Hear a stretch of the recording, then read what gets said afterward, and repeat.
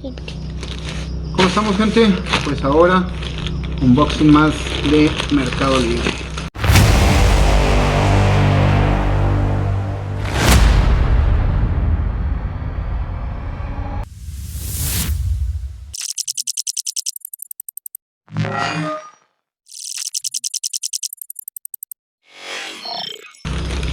Creo que ya sé qué es y aquí lo tenemos.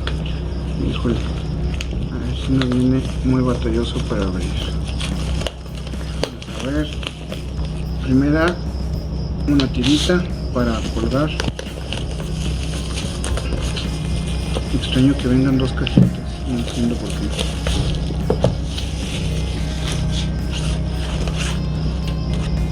Segundo, una funda.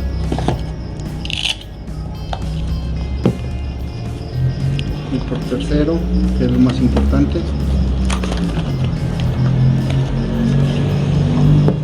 aquí tenemos en la caja no hay nada más. Tenemos un manual, otra de cómo se usa y tal. Y aquí tenemos la Ranger Grip. No me acuerdo qué número es, ahí te lo voy a poner en la descripción.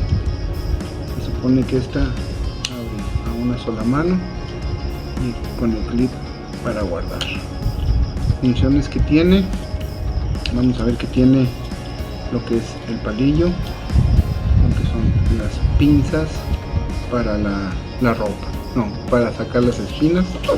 Vamos a que es apertura a una mano con el bloqueo para que no se cierre hasta que pulsas para cerrar. Viene con una sierra de un tamaño muy bueno, si se fijan. La sierra no trae bloqueo, trae su abrelatas y su abresodas. Por el otro lado vamos a tener que es un sacacorchos y por último